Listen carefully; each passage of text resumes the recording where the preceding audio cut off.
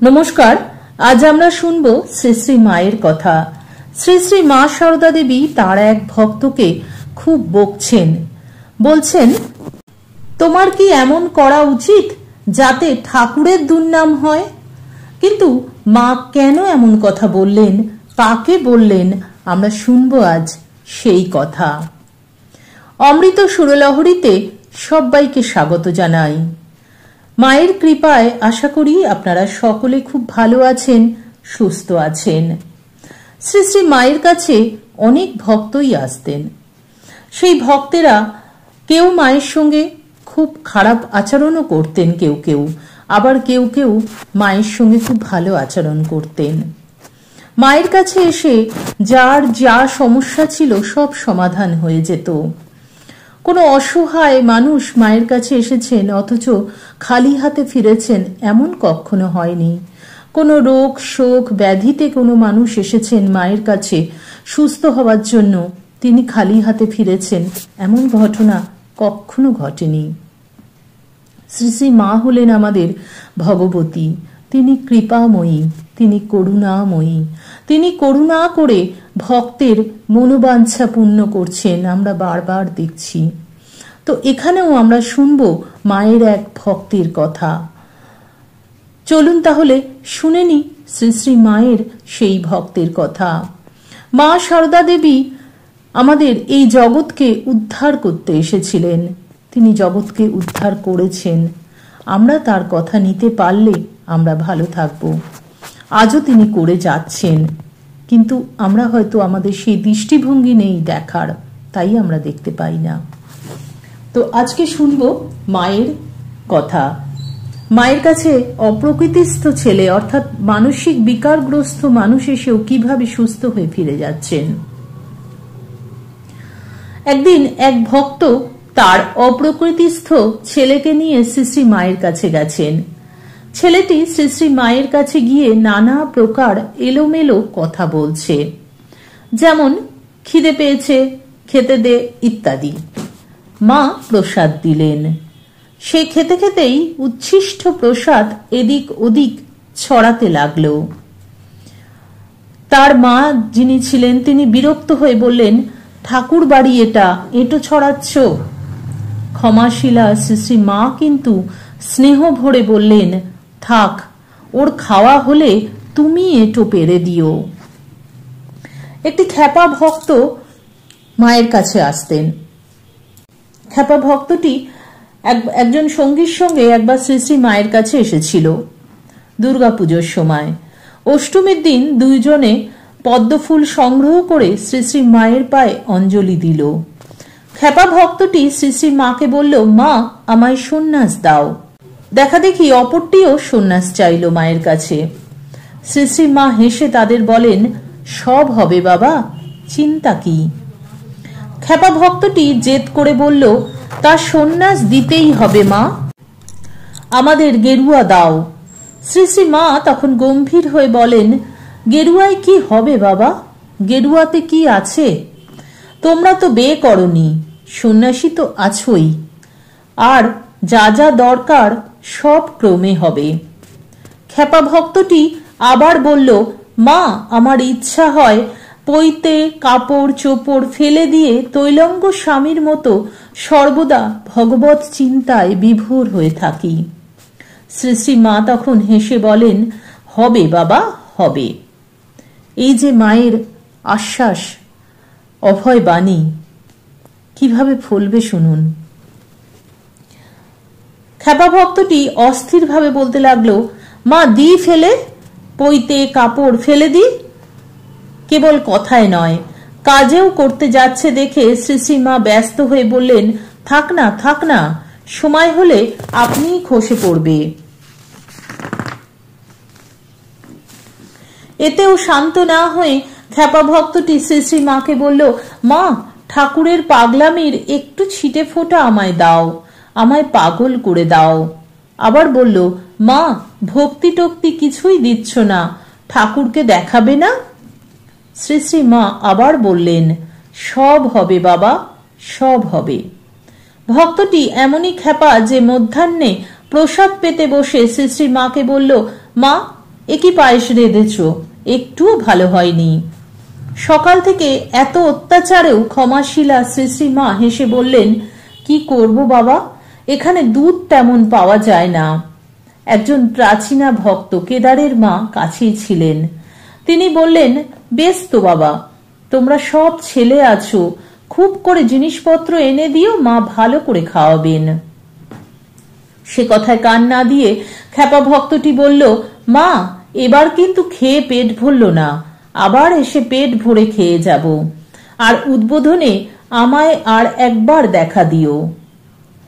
জয়রামবাটি থেকে বাড়ি ফিরে এসে খ্যাপা ভক্তটি শ্রী শ্রী মায়ের দর্শনের জন্য অস্থিরতা প্রকাশ করতে থাকে। সে বিশ্বাস করে শ্রী শ্রী মা ইচ্ছা করলেই ঠাকুরকে দর্শন করাতে পারেন, অথচ দেখাচ্ছেন না। খুব বিরক্তি নিয়ে আবার সে জয়রামবাটি গিয়ে শ্রী শ্রী মাকে বলে, মা ঠাকুরকে দেখাবে না? কেমন ব্যাকুলতা ভক্তের। বারবার যাচ্ছে শ্রী শ্রী মায়ের কাছে। শ্রী শ্রী মা তখন স্নেহ মাখা স্বরে বলেন, হবে বাবা, কেন ব্যস্ত হচ্ছ? অত্যন্ত রেগে গিয়ে খ্যাপা বলল, কেবল ফাঁকি দিচ্ছ? এই নাও তোমার জপের মালা, আমি আর কিছু চাই নে, এবং জপের মালা ছুঁড়ে দিল। শ্রী শ্রী মা বললেন, আচ্ছা থাক, ঠাকুরের ছেলে হয়ে থাক। খ্যাপা জপের মালা রেখে চলে গেল। মানে মা বলছেন ছেলেটাকে যে তুই ঠাকুরের ছেলে হয়েই থাক। তখন খ্যাপা ভক্তটি কি করলো, জপের মালা টালা সব ফেলে দিয়ে চলে গেল। এরপর সেই ভক্তটি রীতিমতো পাগল হয়ে যায়। এই খ্যাপা ভক্তটির পরিণতি সম্পর্কে স্বামী অরূপানন্দ লিখেছেন, উদ্বোধনে ধমক খাইয়া ভক্তটি বাগবাজারে গঙ্গার ধারে পড়িয়া থাকিত, কখনো বা উদ্বোধনের রোয়াকে বসিয়া থাকিত। আসিলে দুপুরে রোয়াকে বসিয়াই দুটি ভাত খাইয়া যেত। এইভাবে কিছুদিন গত হইলে একদিন তাহাকে নানা প্রকারে বুঝাইয়া রাজি করাইয়া শ্রী শ্রী মায়ের অনুমতিক্রমে উদ্বোধনে তাহার নিকট লইয়া যাওয়া হইল। মা তাহাকে বুঝাইতে লাগিলেন। মা তাকে বোঝাচ্ছেন, বলছেন, ঠাকুর বলতেন যারা আমাকে ডাকবে তাদের জন্য আমাকে অন্তিমে দাঁড়াতে হবে, এটি তার নিজের মুখের কথা। তুমি আমার ছেলে, তোমার ভয় কি? তুমি কেন অমন পাগল হয়ে চলবে? এতে যে তার দুর্নাম হবে, লোকে বলবে তার ভক্ত পাগল হয়েছে। তোমার কি এমন করা উচিত যাতে তার দুর্নাম হয়? যাও, বাড়ি যাও, 10 জনে যেমন আছে বেশ খাও দাও থাকো। যখন তোমার দেহ যাবে তখন তিনি দেখা দিয়ে নিয়ে যাবেন। কে তাকে প্রত্যক্ষ দেখেছে বলো না? এক নরেন দেখেছিল। মা বলছেন, সেও যখন তার খুব ব্যাকুলতা ওইসব দেশে মানে আমেরিকায়, তখন তিনি অর্থাৎ ঠাকুর তার হাত ধরে রয়েছেন বোধ করত, তাও কিছুদিনের জন্য। বেশ যাও, বাড়ি গিয়ে থাকো, সংসারীদের কত কষ্ট। এই সেদিন রামের ছেলে মারা গেল, তোমরা ঘুমিয়ে হাঁপ ছেড়ে বাঁচো। তারপর মা আবার বললেন, সেদিন আমি পূজা করেছিলুম, পূজা করতে করতে দেখি এর মুখটি মানে ওই ছেলেটির মুখটি ঝাঁকড়া ঝাঁকড়া চুল গোপালটির মতো। সেই দিনই খানিক পরে ছেলেটি এসে উপস্থিত। মায়ের এই সমস্ত উপদেশ ও সান্ত্বনায় ভক্তটিকে অনেকটা শান্ত দেখা গেল। সেদিন দুপুরে প্রসাদ পাইয়া সে দেশে চলিয়া গেল। বাড়ি গিয়া ক্রমশ প্রকৃতিস্থ হইয়াছিল। অসাধারণ একটি ঘটনা। মায়ের এই উপদেশ ও সান্ত্বনায় কিন্তু সেই ভক্তটির জীবন বদলে গেল, সে ভালো হয়ে গেল। তো আমরা এমন কিছু কর্ম করব না যাতে করে ঠাকুরকে অপমান করা হয়, মাকে অপমান করা হয়। লোকে বলে যে রামকৃষ্ণ সারদা মায়ের ভক্ত, তাও দেখো কেমন কর্ম করে বেড়াচ্ছে। এমন কোনো কিছু মা বলছেন যে করা উচিত নয়, যাতে ঠাকুরের দুর্নাম হয়, মায়ের দুর্নাম হয়। অসাধারণ একটি ঘটনা শুনলাম। এইভাবে কত ভক্তকে যে মা উদ্ধার করছেন। মায়ের এই যে বাণীগুলো যে আমাদের জীবনকে কত আমাদের জীবনকে শুধরে দিচ্ছে তা আমরা প্রতি মুহূর্তে উপলব্ধি করছি। এর আগেও পরপর কয়েকটি মায়ের বাণী নিয়ে আলোচনা করেছি এবং সত্যি খুব ভালো লাগে মায়ের এই বাণীগুলো জানতে শুনতে। ঠাকুর বলে গেছেন যে যারা আমাকে ডাকবে তাদের জন্য আমাকে অন্তিমে এসে দাঁড়াতে হবে, অর্থাৎ শেষ সময় হলেও আমি আসবো তাদের জন্য। তো এরকম বহু মানুষকে ঠাকুর দেখা দিয়েছেন শেষ সময় এসে। আর স্বামীজি যখন আমেরিকায়, স্বামীজি বলছেন যখন আমি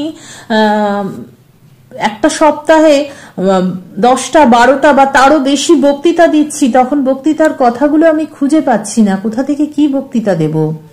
তো আমি ঘরের মধ্যে রয়েছি, হঠাৎ করে শুয়ে আছি চোখ বুজে, হঠাৎ দেখছি আমার মনের ভিতর থেকে সমস্ত বক্তৃতার কথাগুলো উঠে আসছে এবং কেউ যেন আমার পাশ থেকে বলে দিচ্ছে কথাগুলো কি বলতে হবে।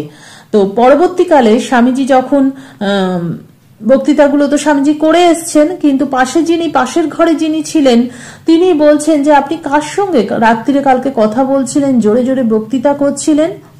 তো স্বামীজির সঙ্গে সর্বদা ঠাকুর ছিলেন, ঠাকুর আছেন, ঠাকুর এভাবে প্রতি মুহূর্তে আমাদের সঙ্গে রয়েছেন এবং মাও রয়েছেন।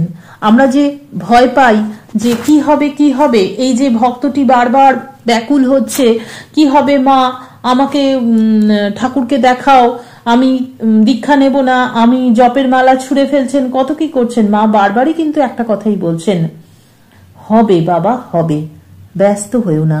মা একটা কথা বলছেন, সন্তোষের সমান ধন নেই আর সহ্যের সমান গুণ নেই। সহ্যটা বড় জিনিস, এটা নিজের জীবন দিয়ে উপলব্ধি করতে পারি। যত ধৈর্য ধরেছি জীবনের বিভিন্ন পদক্ষেপে, যত সহ্য করেছি, তত কিন্তু একটু একটু করে এগিয়ে গেছি। শ্রী শ্রী মা বলছেন জীবনে সব পাওয়া যাবে, ভালো হতে চেষ্টা করো, ক্রমে ক্রমে সব হবে। অহংকারকে মাথা চাড়া দিতে দিও না। এই যে মায়ের ছোট ছোট কতগুলি বাণী, এগুলো যদি আমরা জীবনে চলার পথে সঙ্গী করে নিয়ে চলতে পারি না, তাহলে কিন্তু আমরা ভালো থাকব। আমি উপলব্ধি করে দেখেছি মায়ের এই বাণীগুলো আমাদের জীবনে কতটা কাজে লাগে। আপনাদেরও মনে হয় এরকম অনেক কাজে লাগে মায়ের বাণীগুলো ভাবলে, উপদেশগুলো ভাবলে। যদি আপনাদের কারুর কোনো কাজে লেগে থাকে, অবশ্যই লাগে, তো আমাকে অবশ্যই কমেন্ট করে জানাবেন। আরেকটি কথা, আপনাদের জীবনে যদি মায়ের কোনো উপস্থিতি আপনারা উপলব্ধি করে থাকেন, অবশ্যই আমাকে জানাবেন। আপনারা যদি চান আপনাদের কথাগুলি আমি আমার চ্যানেলে তুলে ধরতে পারবো। তো আজকের আলোচনা আশা করি আপনাদের খুব ভালো লাগলো। মায়ের কথা সত্যি খুব ভালো লাগে, মায়ের কৃপার কথা, মায়ের বিভিন্ন কথা শুনলে মনটা ভরে যায়। আপনারাও প্রত্যেকে কমেন্ট করছেন যে মনটা ভরে যাচ্ছে মায়ের কথা শুনে, এবং আমারও ভীষণ ভালো লাগছে। পার্টিকুলার নাম বলে বলে আমি এখানে বললে ভিডিওটা অনেক বড় হয়ে যাবে। তো আপনারা প্রত্যেকের সঙ্গে থাকুন, এটাই আপনাদেরকে বলবো। এবং যারা আমাদের চ্যানেলটি এখনো সাবস্ক্রাইব করেননি, প্লিজ সাবস্ক্রাইব করে পাশে থাকুন। ঠাকুর মায়ের অনেক অজানা কথা জানতে পারবেন, অনেক ঘটনা জানতে পারবেন এবং অনেক মোটিভেশনাল কথাবার্তা, যেগুলো আমাদের আজকের এই অস্বাস্থ্যকর পরিস্থিতি থেকে আমাদের জীবনকে উন্নীত করতে চেষ্টা করে, সেরম ধরনের অনেক কথা আপনারা জানতে পারবেন। তো আজকের মতন এখানে বিদায় নেব, আবার আপনাদের সঙ্গে দেখা হবে আগামী ভিডিওতে। ঠাকুর মা স্বামীজির চরণে আভূমি লুণ্ঠিত প্রণাম জানাই। হরি ওম তৎসৎ। রামকৃষ্ণ অর্পণমস্তু। জয় মা শারদেশ্বরী, জয় তু স্বামীজি মহারাজ, জয় গুরু মহারাজজি। যেতে যেতে বলবো আপনারা সকলে খুব ভালো থাকুন, সুস্থ থাকুন। ঠাকুরের কৃপায় সকলের মঙ্গল হোক, সকলের ভালো হোক।